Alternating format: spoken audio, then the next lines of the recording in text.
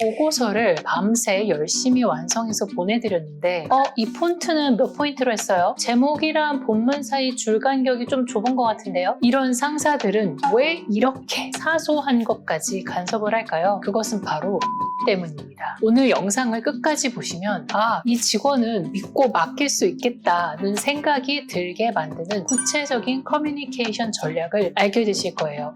안녕하세요 여러분. 혹시 이런 상사 밑에서 일해보신 적 있으세요? 보고서를 밤새 열심히 완성해서 보내드렸는데 이 폰트는 몇 포인트로 했어요? 제목이랑 본문 사이 줄 간격이 좀 좁은 것 같은데요? 이 그래프 색깔을 좀 더 진하게 할 수 있을까요? 아니면 이런 경우도 있죠. 회의 준비를 다 했다고 보고를 했는데 PPT 슬라이드는 몇 장이에요? 참석자 명단은 확인했어요? 간식은 뭐로 준비했어요? 하나하나 꼬치꼬치 다 물어보시는 분 정말 답답하죠? 믿고 맡겨주면 안 되나 싶고 때로는 내가 그렇게 무능해 보이나 하는 생각까지 듭니다. 오늘 영상을 끝까지 보시면 이런 지나친 간섭을 하는 상사에게 휘둘리지 않으면서도 오히려 신뢰를 얻고 이 직원은 믿고 맡길 수 있겠다는 생각이 들게 만드는 구체적인 커뮤니케이션 전략을 알게 되실 거예요. 바로 매니지 업 말하기 기법인데요. 실제로 제가 직장에서 써봤고 주변 동료들도 효과를 본 검증된 방법들입니다. 함께 가실까요?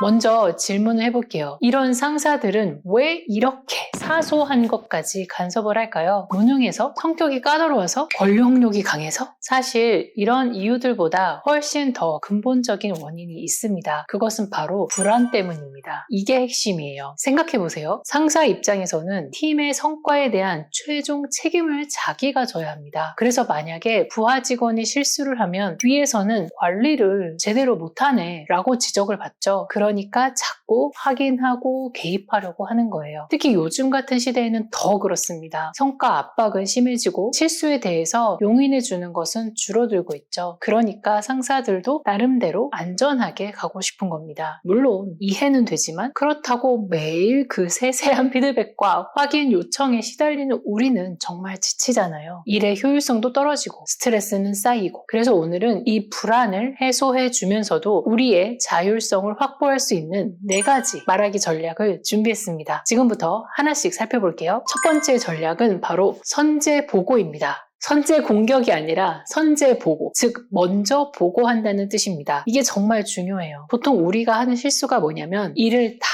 끝낸 다음에 완료했습니다 라고 보고를 하는 거예요. 근데 이렇게 되면 상사는 그때서야 이거 왜 이렇게 했어? 라고 하면서 수정 요청을 하죠. 이미 시간은 시간대로 흘렀고 여러분은 힘이 빠질 대로 빠진 상황이겠죠? 하지만 선제 보고는 다릅니다. 중간중간에 미리 상황을 공유하는 거예요. 그래서 보고서 완성했습니다가 아니라 보고서 작업 중인데요. 지금까지는 이런 구조로 정리하고 있습니다. 내일 오전까지 이 방향으로 마무리하려고 하는데 혹시 미리 조정하고 싶은 부분이 있으실까요? 라고 묻는 거예요. 그리고 또 회의 준비 완료했습니다가 아니라 내일 회의 준비 상황을 공유해드립니다. 참석자 15명 확인했고요. 자료 준비는 80% 완료됐습니다. 회의실 예약 완료했고요. 오늘 오후에는 최종 점검 후에 자료를 미리 공유드릴 예정입니다. 추가로 준비할 부분 있으면 말씀해주세요. 이렇게 하면 상사 입장에서는 어떤 생각이 들까요? 이 직원은 계획성 있게 일하고 있구나. 중간중간 체크하고 있으니까 큰 실수는 없겠네. 내가 신경 쓸 부분을 미리 알려주니까 참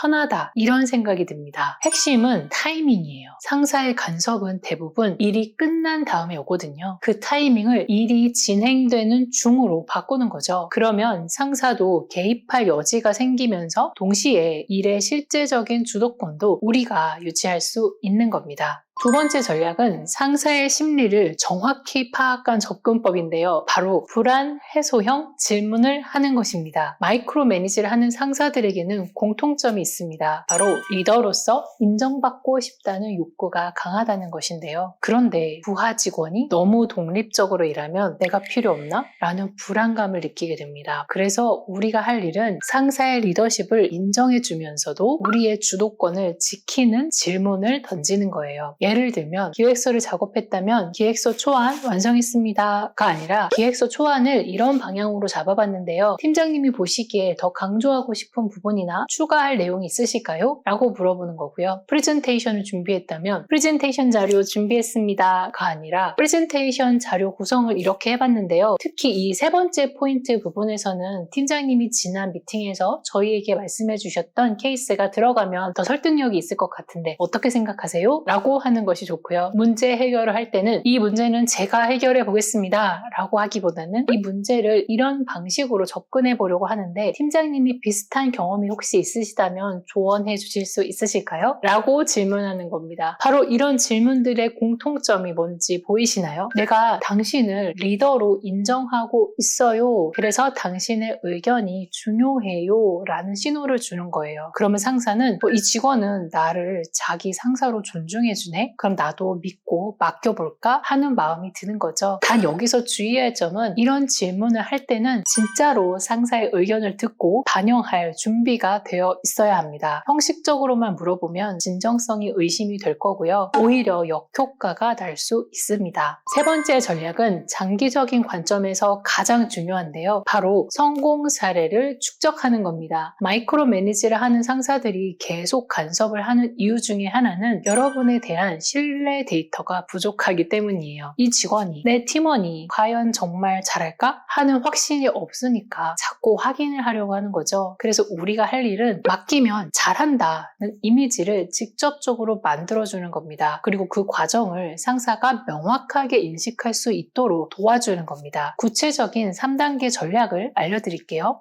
1단계는 성공 연결고리를 만드는 것입니다. 예를 들어서 보고서를 제출할 때 이렇게 말해보세요. 이번 보고서는 지난번 저희 부서가 성공적으로 진행했던 A 프로젝트 방식을 적용했고요. 그때 팀장님이 주셨던 데이터 시각화를 더 명확하게 하라는 피드백도 반영했습니다. 2단계에서는 개선점을 강조하는 건데요. 지난번 미팅에서 지적해주신 일정 관리 방식을 이번에 적용을 했는데 확실히 효율성이 높아진 것 같습니다. 다음 프로젝트에서도 이 방법을 쓰면 좋겠습니다. 라고 말하는 거죠. 그리고 세 번째 3단계에서는 학습 능력을 어필하는 거예요. 처음에는 이 부분이 어려웠는데 팀장님 조언 덕분에 이제는 자신 있게 할 수 있게 됐습니다. 앞으로는 비슷한 사례가 나오면 이 노하우를 적극 활용하겠습니다. 이런 식으로 말하면 상사 입장에서는 어떤 생각이 들까요?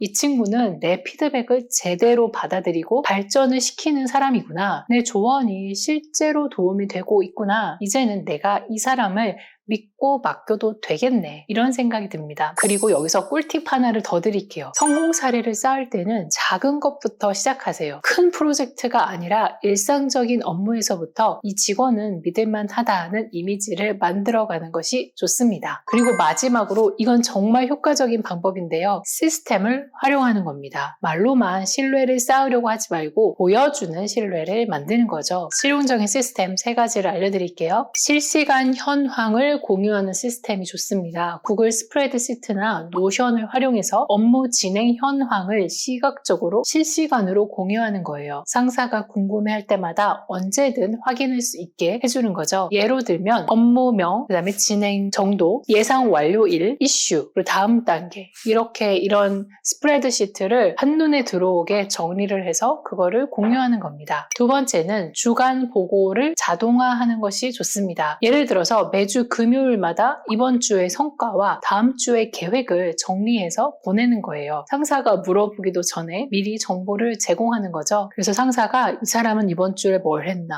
다음 주에 이 친구는 또 뭘 할 건가 라는 의구심을 미리 대비하고 해소하는 겁니다. 세 번째는 커뮤니케이션 팀 채널을 활용하는 거죠. 슬랙이나 팀스 같은 도구를 써서 업무에 대한 소통을 투명하게 하는 것이 좋습니다. 상사도 언제든 확인할 수 있고 우리도 숨길 게 없다라는 걸 보여줄 수 있어요. 이렇게 하면 상사가 일일이 물어볼 필요가 없어지기 때문에 자연스럽게 간섭이 줄어듭니다. 그리고 우리는 일잘로로서 체계적으로 일한다는 이미지까지 덤으로 얻을 수 있죠. 여기서 주의사항은 이런 시스템을 만들 때는 상사와 미리 상의를 하시는 것이 좋습니다. 업무 효율성을 높이기 위해 이런 방식을 써보려고 하는데 어떠세요? 라고 물어보고 시작하는 것이 좋습니다. 네, 지금까지 마이크로 매니지를 하는 상사를 매니지업 하는 하는 4가지 전략을 알아보았는데요. 여기까지 보신 분들을 위해 실제로 적용할 때 주의할 점을 알려드릴게요. 이 4가지에는 사실 순서가 있습니다. 1단계에서는 선제 보고부터 시작하세요. 이게 가장 쉽고 즉시 효과를 볼 수 있습니다. 2단계에서는 불안 해소형 질문을 자연스럽게 섞어보세요. 3단계로는 성공 사례가 쌓이면 그걸 어필을 하고요. 4단계에서